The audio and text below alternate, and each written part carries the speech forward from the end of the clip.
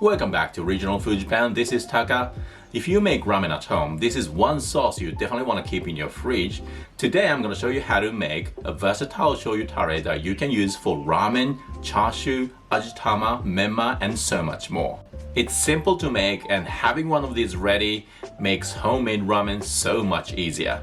Alright, let's get started. Here are the ingredients you'll need. Since soy sauce and mirin are the main flavor components of this tare, I recommend using the best quality ones you can find. For instance, I'm using Yamasa Marudaizu soy sauce and Honmirin.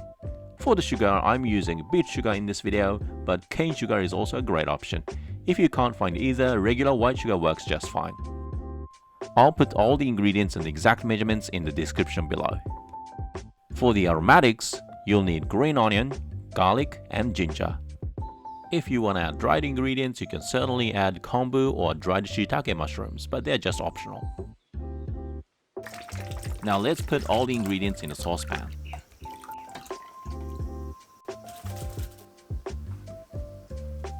And don't forget to add the water, like I almost did. Now heat it over medium heat while stirring to dissolve the sugar. When it comes to a simmer, turn off the heat and let it cool down.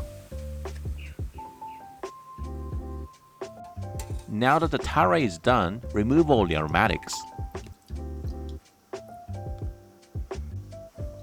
I like to reuse empty soy sauce bottles for my tare. They're convenient and it's a good way to reduce waste. You can keep the tare in the fridge for about 2 months. Now it's time to show you just how versatile this tare is. First, let me show you how to make chashu. Place the pork loin in a pot. I've got about 700 grams today. Add a few slices of ginger and some green onion, then add enough water to fully cover the pork. That's about 2 liters for my pot.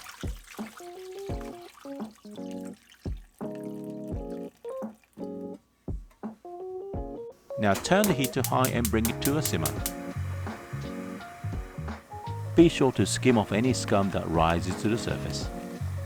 Once it comes to simmer, turn the heat down to low and let it simmer for an hour.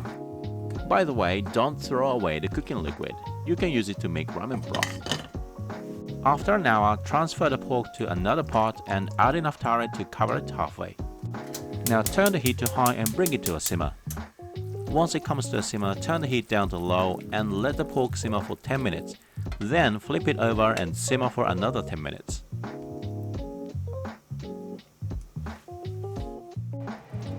After 20 minutes of simmering, turn off the heat and let it cool down. Once it's cool enough to handle, transfer the pork to a freezer bag along with the tare. Let it marinate in the fridge for 24 hours. After 24 hours, you'll have this flavorful pork loin chashu with a nice meaty bite. For this chashu recipe, you can basically use any cut you like: pork shoulder, pork belly, rump, whatever you prefer.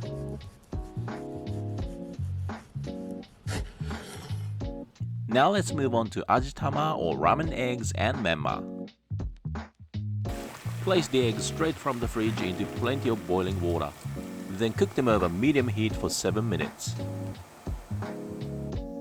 After 7 minutes, take them out and cool them in ice water. Once they're cool, peel off the shells and place the eggs in a food container. At this point, add the bamboo shoots as well. For this recipe, instead of regular menma, I'm using himetake, a type of young bamboo shoot with a really nice crunchy texture. You'll sometimes see this kind of bamboo shoot used as a topping at modern ramen shops in Japan. Pour in plenty of tare, then cover them with a paper towel to make sure the eggs and bamboo shoots marinate evenly. Put the lid on and let them marinate in the fridge for 24 hours. The longer they marinate, the saltier they get, so personally I wouldn't go beyond 24 hours. And this is what they look like after 24 hours. Let's cut one open and see how it turned out. You can see how nicely the tare has soaked into the egg white while the yolk stays rich and jammy. Finally, let me show you how to assemble a bowl of ramen using this versatile tare. For one bowl, I normally use about 50 ml of tare for 300 ml of broth. Add 2 tablespoons of melted lard. You can also add melted chicken fat or chiyu instead. Now pour in 300 ml of the broth.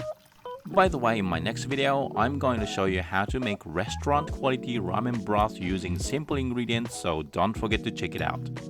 Now carefully place the noodles in the soup, keeping the strands nicely aligned. Finally, top the ramen with everything we've prepared and it's ready to serve. And there you go, a bowl of shoyu ramen made with our versatile tare, and the best part is almost all the toppings are seasoned with the same tare.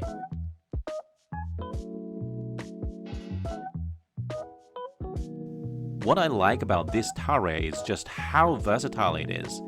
You can use it for the ramen, chashu, ajitama, menma, you name it.